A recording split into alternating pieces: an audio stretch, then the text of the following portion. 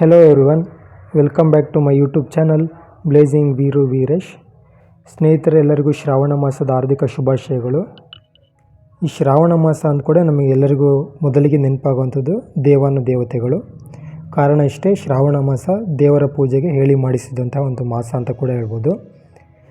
ಹಿಂದಿನಿಂದಲೂ ಕೂಡ ನಮ್ಮ ಹಿಂದೂ ಸಂಪ್ರದಾಯದಲ್ಲಿ ಶ್ರಾವಣ ಮಾಸದಲ್ಲಿ ನಮ್ಮ ಇಷ್ಟ ದೇವರಾಗಿರ್ಬೋದು ಅಥವಾ ಆರಾಧನೆ ಮಾಡುವಂಥ ದೇವರಾಗಿರ್ಬೋದು ಅಥವಾ ಕುಲ ದೇವರಾಗಿರ್ಬೋದು, ಅವರು ಇಷ್ಟಪಡುವಂಥ ದೇವರಿಗೆ ತಮ್ಮ ಕೈಲಾದಂಥ ಪೂಜೆಯನ್ನು ಸಲ್ಲಿಸಿ ದೇವರ ಆಶೀರ್ವಾದವನ್ನು ಪಡೆದುಕೊಳ್ಳುವಂಥದ್ದು ರೂಢಿ ಹಿಂದಿನಿಂದಲೂ ಕೂಡ ಇದೆ. ಅದೇ ರೀತಿ ಶ್ರಾವಣ ಮಾಸದಲ್ಲಿ ಈಗಲೂ ಕೂಡ ನಮ್ಮ ಹಿಂದೂ ಸಂಪ್ರದಾಯದಲ್ಲಿ ಎಲ್ಲರೂ ನೆರವೇರಿಸಿಕೊಂಡು ಬರ್ತಾಯಿದ್ದಾರೆ.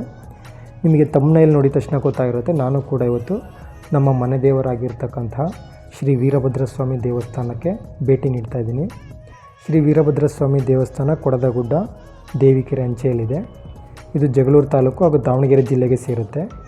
ಈ ಒಂದು ದೇವಸ್ಥಾನಕ್ಕೆ ಹೇಗೆ ರೀಚ್ ಆಗಬೇಕಪ್ಪ ಅಂದರೆ, ದಾವಣಗೆರೆಯಿಂದ ಜಗಳೂರು ಬಸ್ ಹತ್ತಬೇಕಾಗುತ್ತೆ. ಮಾರ್ಗ ಮಧ್ಯೆ ದೇವಿಕೆರೆ ಅನ್ನೋಂಥ ಒಂದು ಸ್ಟಾಪ್ ಬರುತ್ತೆ. ಇದು ಸುಮಾರು ದಾವಣಗೆರೆಯಿಂದ 30-35 ಕಿಲೋಮೀಟ್ರ್ ಆಗುತ್ತೆ. ಈ ದೇವಿಕೆರೆಯಲ್ಲಿ ಇಳ್ಕೊಂಡು ಶ್ರಾವಣ ಮಾಸದಲ್ಲಿ ಬಂದರೆ ನಿಮಗೆ ದೇವಿಕೆರೆಯಿಂದ ಕೊಡದಗುಡ್ಡಕ್ಕೆ ಆಟೋ ಸಿಗುತ್ತೆ. ದೇವಿಕೆರೆಯಿಂದ ಕೊಡದಗುಡ್ಡಕ್ಕೆ ಸುಮಾರು 4.5 ಕಿಲೋಮೀಟ್ರ್ ಆಗುತ್ತೆ. ನೀವು ಸೀಟ್ ಆಟೋ ಹೊತ್ಕೊಂಡು ಬರ್ಬೋದು. ಅಥವಾ ನಿಮ್ಮ ಜಾತ್ರಾ ಸಮಯದಲ್ಲಿ ಬರ್ತೀರಾ ಅಂದರೆ ದಾವಣಗೆರೆಯಿಂದನೇ ಡೈರೆಕ್ಟ್ ಕೊಡದಗುಡ್ಡಕ್ಕೆ ಜಾತ್ರಾ ಸಮಯದಲ್ಲಿ ಮಾತ್ರ ವಿಶೇಷ ಬಸ್ಗಳನ್ನು ಬಿಟ್ಟಿರ್ತಾರೆ. ಸೊ ನೀವು ಡೈರೆಕ್ಟು ದಾವಣಗೆರೆಯಿಂದನೇ ದೇವಸ್ಥಾನಕ್ಕೆ ಬರ್ಬೋದಾಗಿರುತ್ತೆ. ಶ್ರಾವಣ ಮಾಸದಲ್ಲಿ ಬಂದರೆ ನೀವು ಡೈರೆಕ್ಟು ದೇವಸ್ಥಾನಕ್ಕೆ ಸಿಗೋದಿಲ್ಲ ಬಸ್ಸು. ದೇವಿಕೆರೆಯಲ್ಲಿ ಇಳ್ಕೊಂಡು ನೀವು ದೇವಿಕೆರೆಯಿಂದ ಆಟೋ ಮುಖಾಂತರ ಹೋಗಬೇಕಾಗತ್ತೆ. ಇನ್ನು ನೀವು ನಾರ್ಮಲ್ ಡೇಸ್ ಅಂದರೆ ಶ್ರಾವಣ ಮಾಸದಲ್ಲೂ ಅಲ್ಲದೆ ಅಥವಾ ಜಾತ್ರಾ ಸಮಯದಲ್ಲೂ ಅಲ್ಲದೆ ನಾರ್ಮಲ್ ಡೇಸಲ್ಲಿ ಬರ್ತಾಯಿದ್ದೀರಾ ಅಂದರೆ ಆಟೋಗಳು ಸ್ವಲ್ಪ ಕಡಿಮೆ ಇರುತ್ತೆ. ಸೊ ನೀವು ದೇವಿಕೆರೆಯಿಂದ ಆಟೋಗೆ ತುಂಬ ಕಾಯಬೇಕಾಗುತ್ತೆ. 1-2 ಆಟೋ ಇರುತ್ತೆ. ಆ ಒಂದು ಸಮಯಕ್ಕೆ ನೀವು ಕಾದು ಹೋಗಬೇಕಾಗತ್ತೆ. ಸೊ ನೀವು ನಾರ್ಮಲ್ ಡೇಸಲ್ಲಿ ಬರ್ತಾಯಿದ್ದೀರಾ ಅಂದರೆ ನೀವು ಓನ್ ವೆಹಿಕಲಲ್ಲಿ ಬರೋದು ತುಂಬ ಉತ್ತಮ ಅಂತ ಕೂಡ ಹೇಳ್ಬೋದು. ಇಲ್ಲಾಂದರೆ ನೀವು ತುಂಬ ಟೈಮು ದೇವಿಕೆರೆಯಲ್ಲೇ ಕಾಯಬೇಕಾಗತ್ತೆ. ಇನ್ನು ನಿಮಗೆ ವೀರಭದ್ರ ಸ್ವಾಮಿಯ ಒಂದು ಇತಿಹಾಸ ಎಲ್ರಿಗೂ ಗೊತ್ತೇ ಇರುತ್ತೆ. ಶಂಕರನು ದಕ್ಷಯಾಗವನ್ನು ನಾಶ ಮಾಡುವ ಸಲುವಾಗಿ ಶ್ರೀ ವೀರಭದ್ರ ಸ್ವಾಮಿಯನ್ನು ಸೃಷ್ಟಿ ಮಾಡಿದ ಅಂತ ಒಂದು ಇತಿಹಾಸ ಕೂಡ ಇದೆ. ಈ ಒಂದು ನಮ್ಮ ಇಡೀ ದೇಶದೆಲ್ಲೆಡೆ ಕೂಡ ವೀರಭದ್ರ ಸ್ವಾಮಿ ದೇವಸ್ಥಾನವನ್ನು ಕಾಣೋದು ಸರ್ವೇ ಸಾಮಾನ್ಯ. ಆ ಒಂದು ಊರಿನ ಒಂದು ಹೆಸರಿನಿಂದ ಒಂದು ದೇವಸ್ಥಾನವನ್ನು ಗುರುತಿಸುವ ಒಂದು ಪದ್ಧತಿ ನಮ್ಮ ಹಿಂದಿನಿಂದಲೂ ಕೂಡ ಈಗಲೂ ನಡೆದುಕೊಂಡು ಬಂದಿದೆ. ಉದಾಹರಣೆಗೆ ಹೇಳಬೇಕು ಅಂದರೆ ರಾಯಚೋಟಿ ವೀರಭದ್ರ ಸ್ವಾಮಿ, ಗೊಡಚಿ ವೀರಭದ್ರ ಸ್ವಾಮಿ, ರಟ್ಟೆಹಳ್ಳಿ ವೀರಭದ್ರ ಸ್ವಾಮಿ, ಹಾಗೆ ಈಗ ನೀವು ನೋಡ್ತಿರಾಗಿ ಕೊಡದಗುಡ್ಡ ವೀರಭದ್ರ ಸ್ವಾಮಿ, ಹೀಗೆ ಆಯಾ ಊರಿನ ಒಂದು ಹೆಸರನ್ನು ಇಟ್ಕೊಂಡು ದೇವರ ಹೆಸರನ್ನು ಕೂಡ ಕರೆಯೋದು ನಮ್ಮ ಹಿಂದಿನಿಂದಲೂ ಪದ್ಧತಿ ಇದೆ. ಅದೇ ರೀತಿ ಅದು ಮುಂದುವರಿಕೊಂಡು ಬಂದಿದೆ. ಹೀಗೆ ನಾವು ದೇಶದೆಲ್ಲೆಡೆ ಎಲ್ಲ ಕಡೆಯೂ ವೀರಭದ್ರ ಸ್ವಾಮಿ ದೇವಸ್ಥಾನಗಳನ್ನು ಆಯಾ ಊರಿನ ಹೆಸರಿನಿಂದ ಕರೆಯೋದು ಸರ್ವೇ ಸಾಮಾನ್ಯವಾಗಿ ಕಾಣುತ್ತೇವೆ.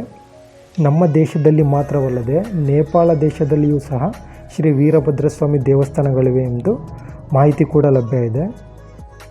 ಹಾಗೆ ನಾವೊಂದು ಈ ಒಂದು ಕೊಡದಗುಡ್ಡ ಸ್ವಾಮಿ ವೀರಭದ್ರ ಸ್ವಾಮಿಯ ಒಂದು ಇತಿಹಾಸವನ್ನು, ಅಂದರೆ ಈ ದೇವಸ್ಥಾನ ಹೇಗೆ ಸೃಷ್ಟಿಯಾಯಿತು, ಇದಕ್ಕೂ ಮುಂಚೆ ಇಲ್ಲಿ ಏನಿತ್ತು ಅಂತ ಒಂದು ಇತಿಹಾಸವನ್ನು ನಾವು ನೋಡ್ತಾ ಹೋದರೆ, ಈಗ ನಾವು ನೋಡ್ತಾ ಇರೋ ಹಾಗೆ ವಿಜಯನಗರ ಜಿಲ್ಲೆಯ ಕೊಟ್ಟೂರು ಅಂತ ಏನು ನಾವು ಹೇಳ್ತೀವಲ್ಲ, ಅಲ್ಲಿ ಕೊಟ್ಟೂರೇಶ್ವರ ದೇವಸ್ಥಾನ ಇದೆಯಲ್ಲ, ಆ ಒಂದು ಪ್ರದೇಶದಲ್ಲಿ ಈ ಒಂದು ವೀರಭದ್ರ ಸ್ವಾಮಿ ಮೂಲತಃ ಅಲ್ಲೇ ನೆಲೆಸಿರ್ತಾರೆ.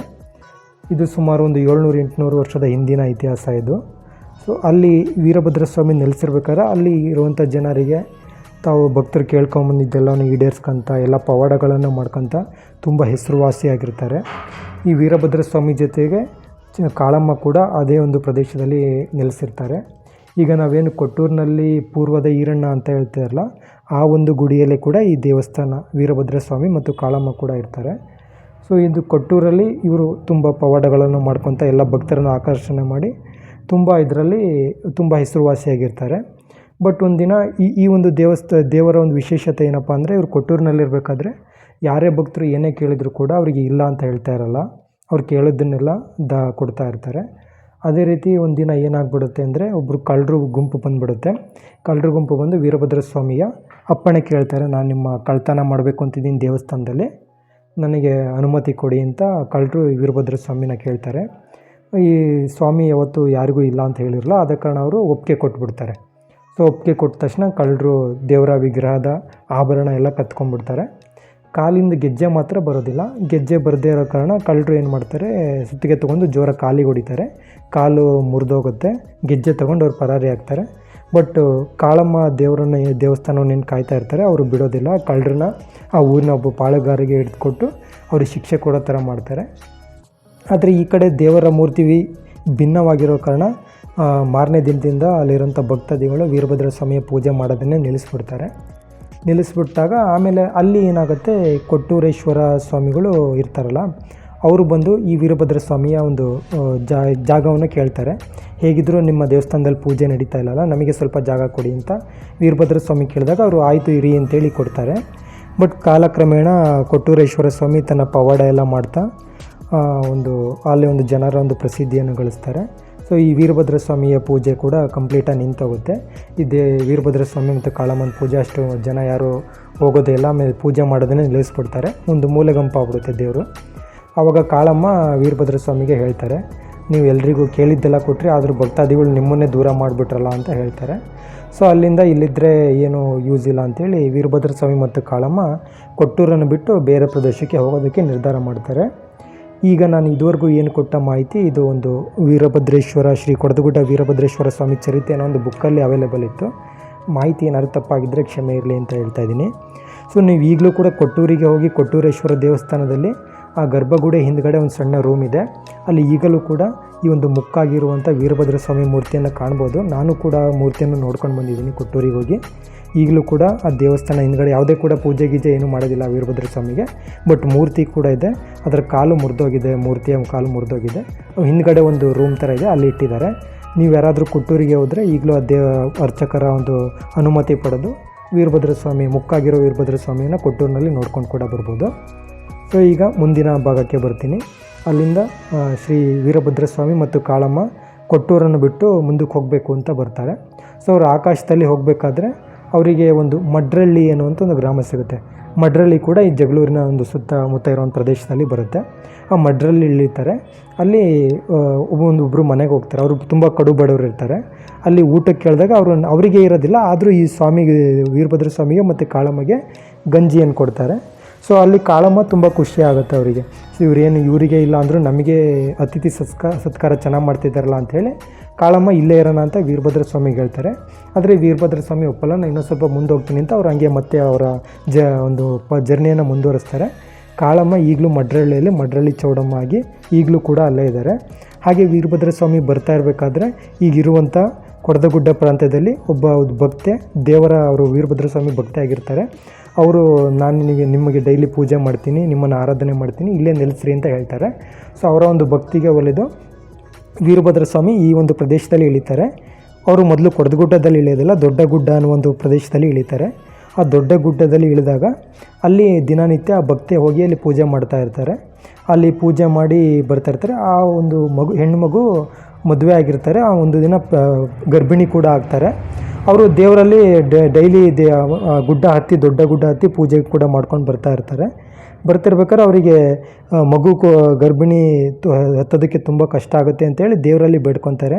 ನನಗೆ ನಿಮ್ಮ ದೊಡ್ಡ ಗುಡ್ಡ ಹತ್ತಕ್ಕಾಗಲ್ಲ ಸ್ವಾಮಿ, ಸಣ್ಣ ಗುಡ್ಡಕ್ಕೆ ಬನ್ನಿ ಅಂತ ಆ ಒಂದು ಭಕ್ತೆ ಕರೆದ ತಕ್ಷಣ ವೀರಭದ್ರ ಸ್ವಾಮಿ ದೊಡ್ಡ ಗುಡ್ಡದಿಂದ ಈ ಕೊಡದಗುಡ್ಡ ಅನ್ನುವಂಥ ಒಂದು ಗುಡ್ಡಕ್ಕೆ ಬಂದು ಹಾರ್ತಾರೆ.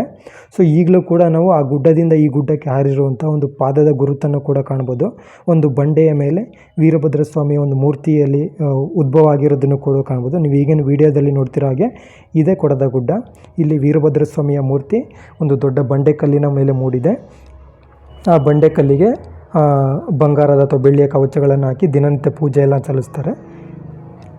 ಪೂಜೆ ಎಲ್ಲ ಮಾಡಿ ಭಕ್ತಾದಿಗಳು ತುಂಬ ನೇಮ ನಿಡಿಯಿಂದ ನಡ್ಕೊಂಡು ಹೋಗೋ ಪದ್ಧತಿ ಈ ಹಿಂದಿನಿಂದಲೂ ಕೂಡ ಇದೆ. ಈ ಒಂದು ಕೊಡದಗುಡ್ಡ ಸುಮಾರು 300 ಮೆಟ್ಲುಗಳನ್ನು ಹತ್ತಿ ಗುಡ್ಡದ ಮೇಲೆ ಇದೆ. ಕೊಡದಗುಡ್ಡ ದೇವಸ್ಥಾನ ಸುಮಾರು 300 ಮೆಟ್ಲನ್ನು ಹತ್ತಿ ಕೂಡ ಹೋಗಬೇಕಾಗತ್ತೆ. ಹತ್ತಿ ಹೋಗಿ ದೇವರ ದರ್ಶನವನ್ನು ಪಡಿಬೋದು. ಈ ಕೊಡದಗುಡ್ಡದ ಕೆಳಗಡೆನೆ ಅಂದರೆ ಕೊಡದಗುಡ್ಡದಿಂದ ಇನ್ನೊಂದು 50-100 ಮೆಟ್ಲು ಇಳಿದ ತಕ್ಷಣ ಒಂದು ಕಾಳಮ್ಮನ ದೇವಸ್ಥಾನ ಕೂಡ ಇದೆ. ಆ ಕಾಳಮ್ಮನ ದೇವಸ್ಥಾನ ಕೂಡ ಮುಂದಿನ ನೀವೊಂದು ಈ ವಿಡಿಯೋದಲ್ಲಿ ಕಂಟಿನ್ಯೂಸ್ ಆಗಿ ನೋಡ್ಬೋದು. ಈ ಒಂದು ಕ್ಷೇತ್ರದಲ್ಲಿ ಶ್ರೀ ವೀರಭದ್ರ ಸ್ವಾಮಿ ಕಾಳಮ್ಮನ ಒಂದು ಆರಾಧನೆ ಕೂಡ ಪೂಜೆ ಕೂಡ ನಡೆಯುತ್ತೆ. ಸೊ ಇದು ಈ ಒಂದು ದೇವಸ್ಥಾನದ ಇತಿಹಾಸವಾಗಿರುತ್ತೆ. ಈ ಒಂದು ಇತಿಹಾಸವನ್ನು ಹೊರತುಪಡಿಸಿ ಈ ದೇವಸ್ಥಾನದ ವಿಶೇಷತೆಯನ್ನು ಹೇಳೋದಪ್ಪ ಅಂದರೆ, ಈ ಒಂದು ದೇವಸ್ಥಾನ ಶ್ರಾವಣ ಮಾಸದಲ್ಲಿ ಮಾತ್ರವಲ್ಲ, ಜಾತ್ರಾ ಮಹೋತ್ಸವದಲ್ಲಿ ಮಾತ್ರ ಅಲ್ಲ, ಈ ವರ್ಷದ 365 ದಿನಗಳಲ್ಲೂ ಕೂಡ ಮಧ್ಯಾಹ್ನದ ಪ್ರಸಾದದ ವ್ಯವಸ್ಥೆ ಇರುತ್ತದೆ.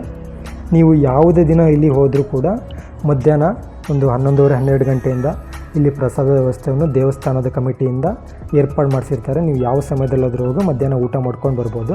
ಇನ್ನು ಜಾತ್ರಾ ಮಹೋತ್ಸವಕ್ಕೆ ಬಂದರೆ ಈ ಒಂದು ಫುಲ್ಲು ಸುತ್ತ ಪ್ರದೇಶ ಕೂಡ ಜನದಿಂದ ಕೂಡಿದೆ. ಸುಮಾರು ಒಂದು 2-3 ಲಕ್ಷ ಜನ ಇಲ್ಲಿ ಸೇರ್ತಾರೆ, ಈ ಸುತ್ತಮುತ್ತ ಪ್ರದೇಶದ ಜನರೆಲ್ಲ.